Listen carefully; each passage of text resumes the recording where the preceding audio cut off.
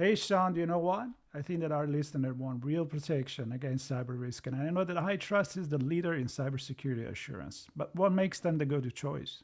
Well, according to our friends at HITRUST, because their framework covers 100% of the known tactics, techniques, and procedures, in 2024, organizations with a HITRUST certification had just a 0.59% incident rate, meaning 99.41 stayed breach free. That's solid, but what about staying sharp over time? HITRUST regular certification process isn't just a checkbox, it actually drives improvement. Repeat customers see up to 54% fewer corrective actions needed year over year. And now, with their new AI security assessment and certification, you can actually tackle AI risk with confidence as well. Then check out the iTrust framework. Go to hightrustalliance.net to learn more.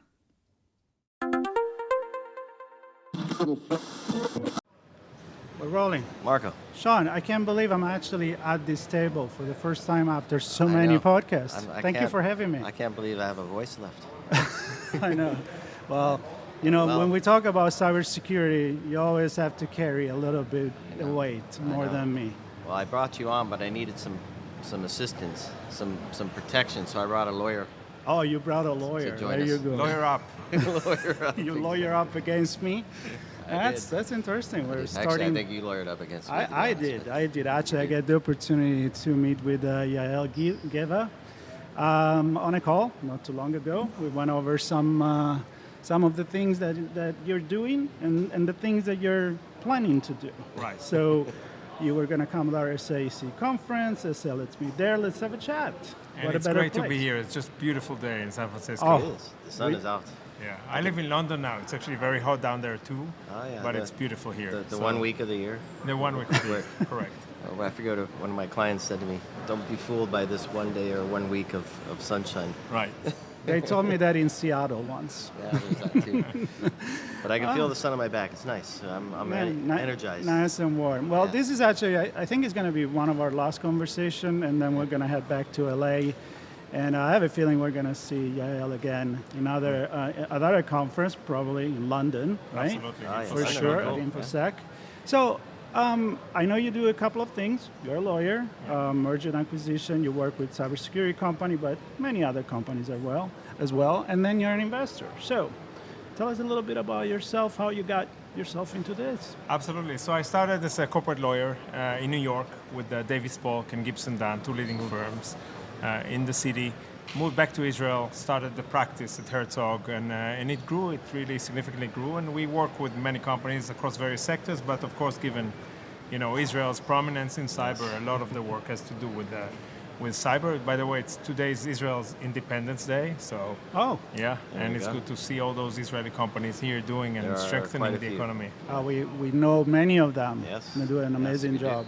So, I also invest in companies, so after being lawyer for too many years, at some point you want to have some skin in the game, right? So I started personally investing in maybe 50 companies by now, cyber, AI, and others. One of them was just actually recognized as the most promising AI company in Israel, Descartes AI, and some of them are cyber. And then 2 years ago, we started to invest in a more institutional level for a client of the firm where I'm a strategic advisor. It's called Straight Capital, and we've just closed on the 8th investment recently. Most of them are in cyber. So is there a passion that you have for technology and cyber, and which, by the way, nowadays you cannot talk about technology without cybersecurity. So what comes first, and what make you jump on this side? Probably like all of us, I am tech savvy and I'm very into tech. I drove the Waymo actually first time here You the drove other it. day. They No, let It's like, move over. I'm gonna drive it. so I drove with Waymo the other day, and since then everything else seems a bit anachronistic and old. Why would anyone drive a car? It doesn't Right. seem reasonable. Doesn't make sense to me. So that's how I got a bit into it. I love efficiency. And naturally, I love deals. That's the passion that been guiding me for a long time. so what does that look like? How do you approach either a space or a particular company even? Is it driven by the tech, or are you connected with the founders first and then sold on the tech and then look at the space? What's that process like? It's a great question, and people ask me as a lawyer, well, what are you doing here, right? Not so many lawyers are hanging around in cocktails at RSA. Right. Instead of spot the Fed at DEF CON, it's spot the lawyer. Spot the attorney.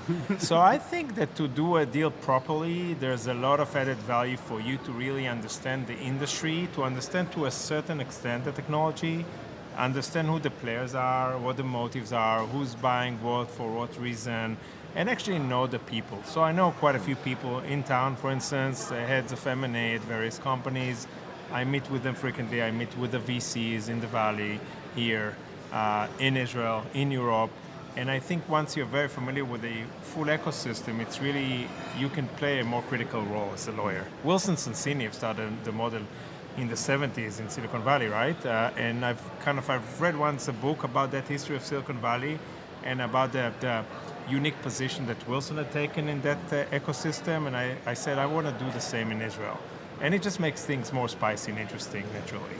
Is there, I don't know if you have a view of this or have a way to describe it, but clearly there's a magical view, if you will, of the funding that comes from San Francisco area, the Bay Area.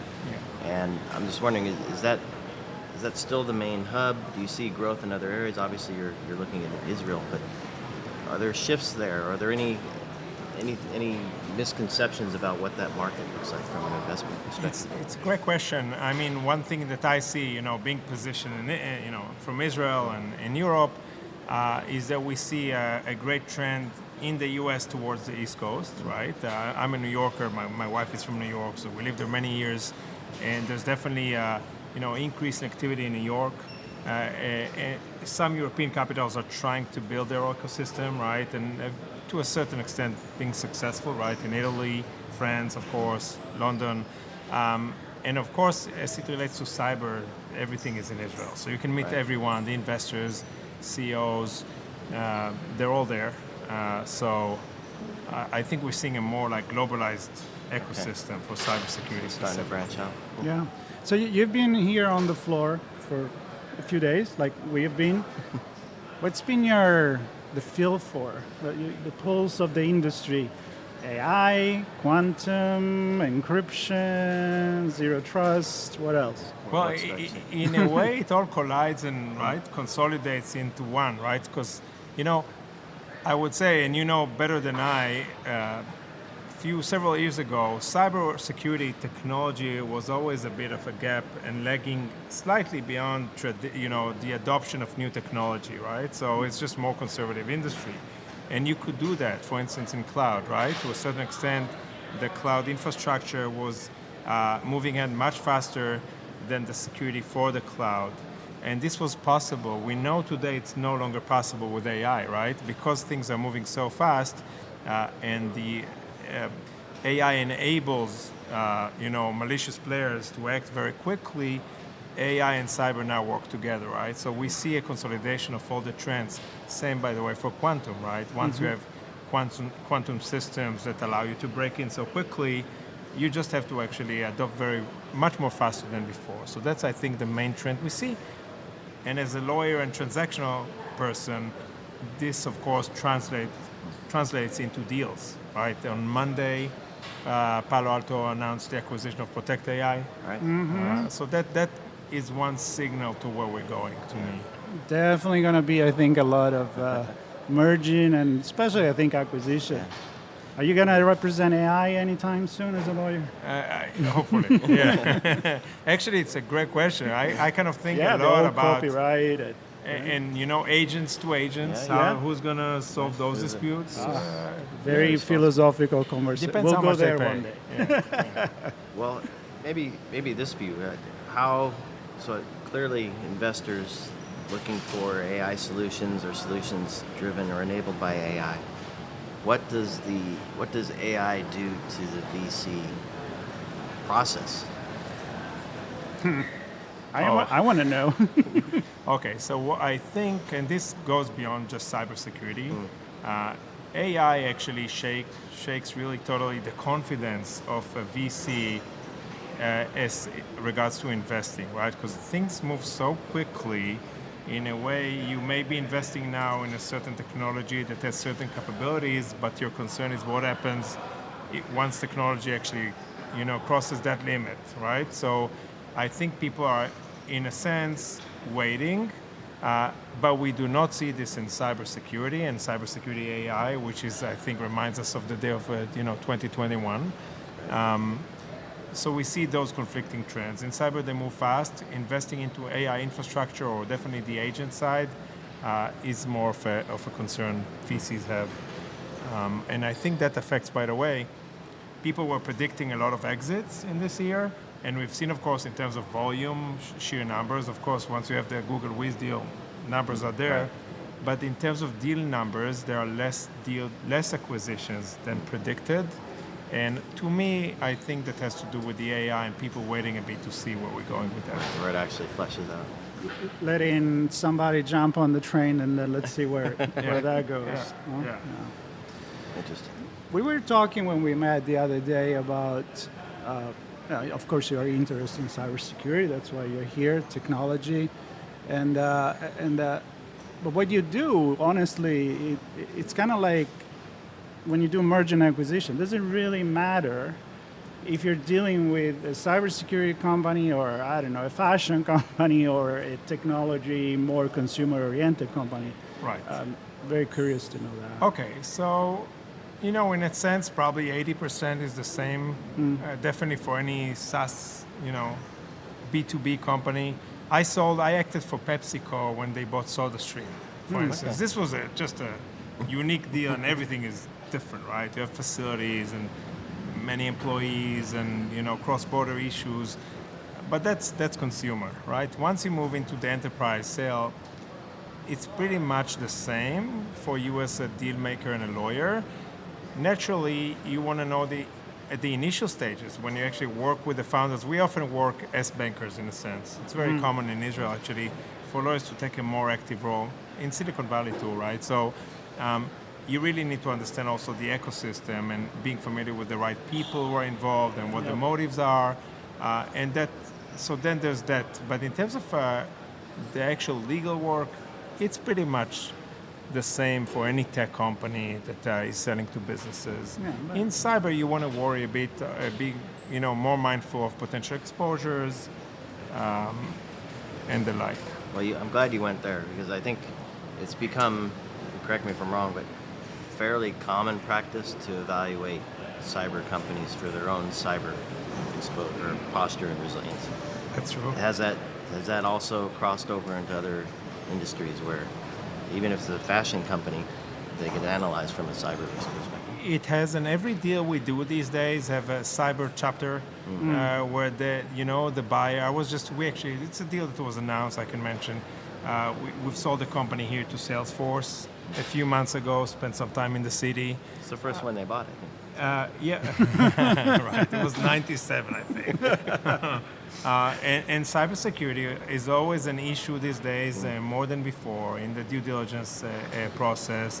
And if you had breaches before, we like to be prepared and come with full disclosure and actually prepare in advance to address those issues, as opposed to, let them kind of explode in the process. So there's a view for the CISO role that if you're a better CISO if you've had to experience a breach. Do companies look at that the same way when they're acquiring a company? We feel you're probably better prepared now that you've gone through it. Do you see that, or does it just completely blow up a deal most of the time and you have to really work hard to? I think it's every deal you have to justify and work hard in the same sense. But you're right. It's a leverage, right? Yes, it's a leverage. But naturally, we all know that once you have a dedicated team who's dealt, with response before, they're much more, fast and professional in terms of addressing the issue. It's such a catch-22. Like, it's almost like when they used to say, we talk about the gap in the industry in one of our conversation with Isaka. Yeah.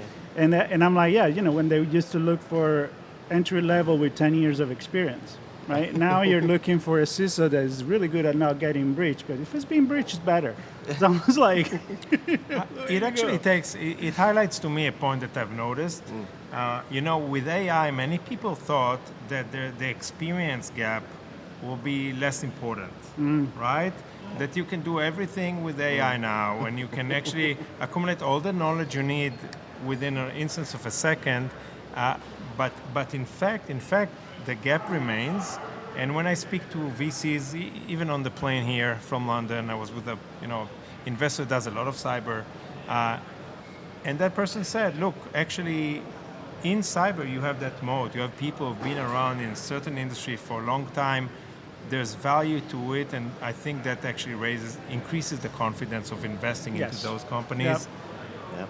I think so, and I think I was going to touch on the other thing when you were talking about the difference, like 80-20, to that is the same, 20 is different, and I feel like when in every aspect of life, when you know you're sharing an interest, some knowledge, it makes the relationship easier to handle, even if it's just psychological.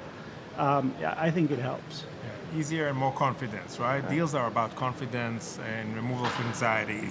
Definitely when you deal with cross-border deals, right? Then the culture is slightly different, and you want to kind of have the less gaps you have, more comfortable you are. How about the culture? I mean, New York, London, Israel, and you're kind of focusing now on the Israel market for this.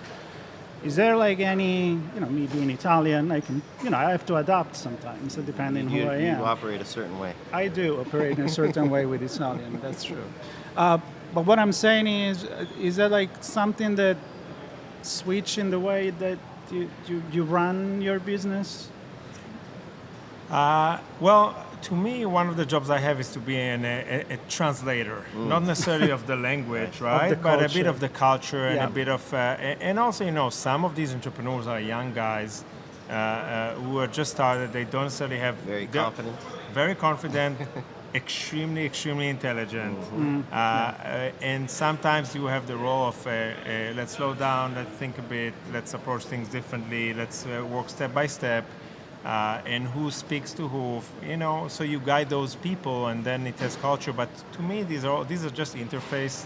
Ultimately, everyone is looking at the same principles of integrity, full disclosure, and once you have that professional approach, and everything works, irrespective of, you may drink wine, beer, whiskey, it all works, right? So it all works, but I think it's very human to find the similarity, and that makes people more comfortable to begin with. True. For sure. True.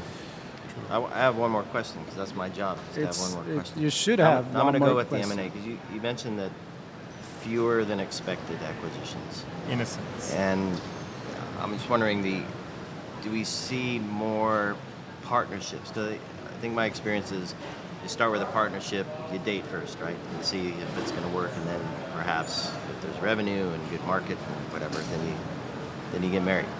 Are we seeing more of that?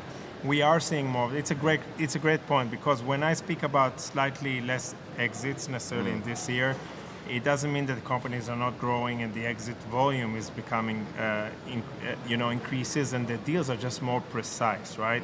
They are done more in a structured way. People are not just piling up companies, rolling them over for their IPO, etc. The deals are more strategic. They have effect. You want to go into AI. You want to go into the multi-cloud, right? So accordingly, companies do partner together. They grow. They plan ahead towards once the public markets open again, which should happen pretty soon. Probably 2026 should be strong. So towards that, people are actually grouping together, and we definitely see that. One more question? No, I'm good. But I want to think many more, that but we'll hold them. I know you do. But I have a feeling, number one, this is not going to be the one and only conversation with Yael. First of all, we're going to meet where we're going as well, so that's already something. And I think that it makes me curious, really, to see where we're going to be a year from now, 2 years from now. But we're looking back at 15 years or 11 years we've been here. You more than 20. I always repeat that. But the changes, I want to close with this. I mean, the changes are getting faster and faster. So it's hard to predict. It's a hard job. It's a hard job, and that's our job. To be the futurist nowadays, right? True. But we'll Well, it's try. funny. I'm going to close with this because we actually, the episode we published yesterday as a closing day episode, it turned out to be resilience through innovation. Yep. And I think that holds true for cybersecurity solutions, also for the investors, I presume. Oh. You want a resilient portfolio, Absolutely.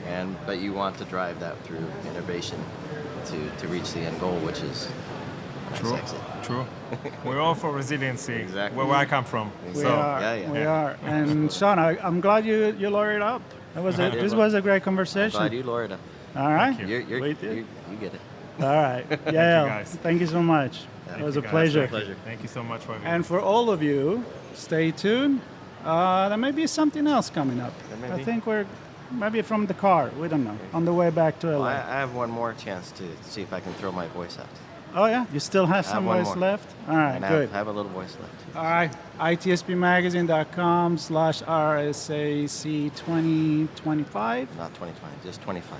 Oh, there is. Oh yeah, just RSAC 25. 25. There you go. I know. Good thing I you're like the there. shorter, the better. You like to play tricks on me. That's right. All right, we're out. Thank you. All right, cheers. Hey, Sean, do you know what? I think that our listener want real protection against cyber risk, and I know that HITRUST is the leader in cybersecurity assurance. But what makes them the go-to choice? Well, according to our friends at HITRUST, because their framework covers 100% of the known tactics, techniques, and procedures, in 2024, organizations with a HITRUST certification had just a 0.59% incident rate, meaning 99.41 stayed breach-free. That's solid, but what about staying sharp over time? HITRUST regular certification process isn't just a checkbox, it actually drives improvement. Repeat customers see up to 54% fewer corrective actions needed year over year. And now with their new AI security assessment and certification, you can actually tackle AI risk with confidence as well. Then check out the HITRUST framework. Go to hitrustalliance.net to learn more.